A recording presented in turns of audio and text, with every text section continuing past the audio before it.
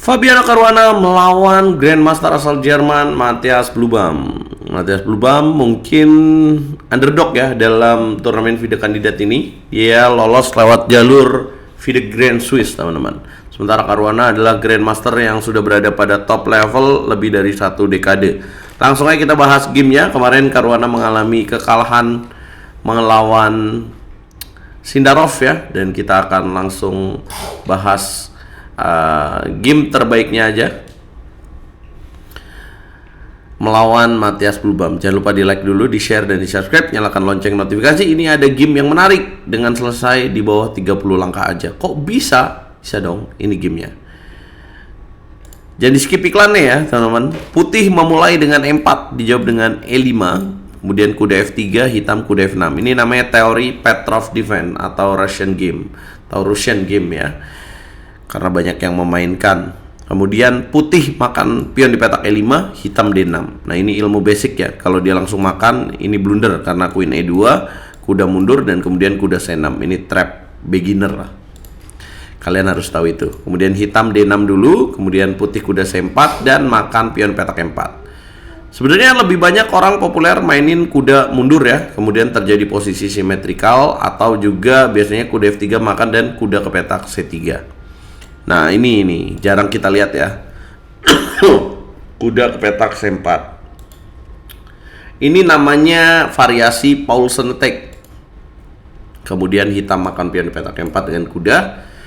Putih menawarkan pertukaran kuda, kemudian dimakan, dan kemudian makan pakai pion D. Jadi putih punya develop perwira yang lebih cepat. Hitam counter dengan D5 supaya gajahnya hidup. Putih kuda E3 ancam balik, hitam C6. Putih bishop D2, hitam G6. Gajahnya ternyata mau dikeluarin lewat sini. Putih langsung counter lewat F4. Wah, F4. Ini rokadenya mau kemana ya? Bukannya ngeluarin bishop ke petak D3. Nah, ini dia nih, penasaran kan rokadenya kemana? Hitam bishop G7, putih queen F3, hitam kuda D7, dan ternyata rokade ke sayap menteri. Jadi kalian yang bosen lawan Petrov Defense dengan variasi rokade pendek, bisa tiruin Caruana ini. Hitam kuda C5 coba mengambil petak penting di petak E4, putih langsung counter F5 sekaligus menutup ruang gerak bishop di petak C8. Hitam mengamankan raja, kemudian putih counter lagi dengan G4. Hitam kuda E4, putih bishop D3. Kemudian hitam benteng ke petak E8 menjaga kuda, pertukaran dilakukan. Kemudian dimakan lagi dengan benteng. Ya, kenapa gajah makan kuda? Great move. Ya, karena kudanya sangat annoying ya, dan sangat kuat. Putih kemudian melanjutkan dengan jalan H4, menyerang konsisten lewat sayap raja. Hitam bishop ke petak E5. Kemudian putih mainkan langkah C4, gangguan terhadap pion yang menjaga benteng. Hitam mainkan langkah queen ke petak B6, mengancam skakmat petak B2, jelas ditutup dengan C3. Dan kemudian hitam melakukan kesalahan. Di sini harusnya dia untuk mementingkan pengembangan perwira ya, bishop ke petak D7, dan mungkin putih akan makan pion petak D5 dan kemudian benteng A4. Walaupun tetap unggul putih, tapi setidaknya hitam tidak memiliki keterlambatan dalam develop piecesnya. Tapi hitam malah ganggu dengan queen A5. Masalahnya, nggak semua ancaman yang dilakukan oleh lawan kita itu akan takut. Kalau lawannya jago seperti Caruana, dia malah ngegas balik dengan jalan boom H5. Dikasih tuh pion di petak A2. Kenapa? Karena kalau dimakan, maka pion makan G6. Kemudian kalau dimakan lagi, maka akan makan G6. Kemudian apabila makan lagi, maka ada queen ke petak H3, ancaman dari jalur H. Jelas akan membuat keamanan dari Matthias Blubam sulit ya. Skak cuman sekali doang. Raja naik, sini balik lagi, aman. Setelah langkah H5, Blubam tentu mimisan ya menanggapi ancaman ini. Dia menjawab dengan langkah G5. Takut lah bos, karena seorang pecatur hebat pasti tahu kalkulasi itu tidak mungkin kalau dia makan A2 akan berhasil. Putih sebenarnya di sini ada langkah ciamik gak sih? Bisa makan pion petak D5 gak sih? Nah ini yang menarik untuk dibahas ya. Karena putih di sini dianggap melewatkan taktik. Jadi ada langkah yang sulit untuk ditemukan memang. Kalau kita menonton tentu tahu ya, apabila kuda makan D5, bisa nggak sih dilakukan ini? Ternyata kalau kuda makan D5, kemudian pion makan kuda dan putih makan G5 dengan tujuan ancaman pada petak D5 sekaligus mau sacrifice queen, ini bisa dilakukan. Sulit hitam merespon ini. Kalau misalkan hitam di sini queen makan A2, maka putih berani untuk queen makan E4. Kalau dimakan benteng D8, raja naik, boom, skakmat. Kalau balik lagi kuda D5, dia malah pilih pion petak C4, gajah G5 aja. Dimakan dan kemudian benteng D5. Ancaman queen, ancaman benteng. Queen mundur ke petak C7, sama seperti tadi rumusnya, benteng D8 dan H6. Nakamura lagi. Temennya Nakamura, Caruana tidak melihat ini, maksudnya gitu ya. Tapi apa yang dilakukan? Dia lakukan pion makan D5. Ya unggul juga sih, cuma tidak se-efisien atau tidak sebesar kuda makan D5.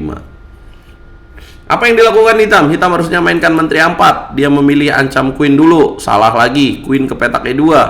Kemudian dia mainin langkah harusnya makan D5. Itu dilakukan. Kemudian raja ke petak B1. Dan kemudian benteng ke petak A4. Bagaimana cara Caruana menekan lagi? Langkah ke-23, C4 dimainin. Ancaman queen. Queen mundur ke petak A6. Kuda makan pion D5. F6 dimainkan karena di sini ada ancaman bishop ya. Caruana memaksa pertukaran bishop dengan bishop C3. Hitam mainkan langkah queen C4. Sekarang giliran Anda untuk menemukan beberapa langkah lagi membuat hitam skakmat. Kira-kira 3 langkah lah. Dapatkah kalian temukan jawaban terbaik putih?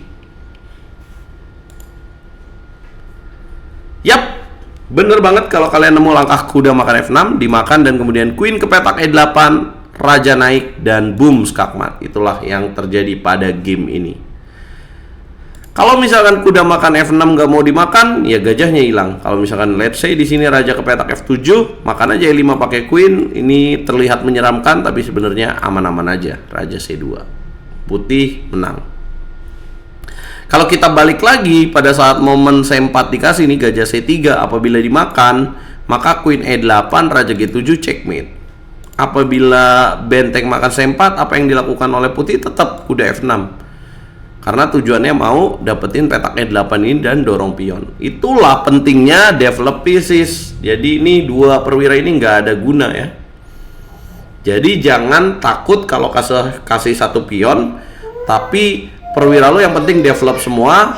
Pengembangan perwira lo aman, itu lebih bagus guys. Daripada lu cuma untung satu pion, terus perwira lu mendem kayak gitu, kerendam semua itu, nggak ada guna gitu ya, pada tidur semua. Berkat kemenangan ini akurasinya 94,3% dan ini seru banget ya. Jadi masih menjaga asa Caruana menempel Sindarov dengan margin 1 poin. Sindarov bermain sangat maksimal mengalahkan kompatriot dari Caruana, Hikaru Nakamura.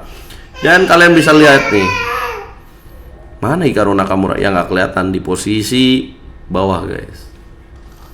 Diikuti oleh Anis Giri dan Pragnananda 2,5 poin. Kemarin mereka remis. Weyi 2, Matias Blubam 2, Hikaru 1,5 dan Esipenko 1,5. Masih ada 9 babak lagi. Sudah mulai kelihatan siapa yang akan keluar sebagai juara turnamen kandidat dan menantang Gukes. Kasih komentar kalian, kita nonton live-nya nanti malam. Nanti malam jadwalnya Caruana lawan Esipenko, Hikaru lawan Prak, Anis Giri lawan Blubam, Weyi lawan Sindarov. Apakah akan ada kejutan? Weyi mungkin mengalahkan Sindarov? Nonton bareng-bareng di YouTube RL Chess guys. Kita ketemu di video berikutnya. Nggak bisa diandalin Hikaru.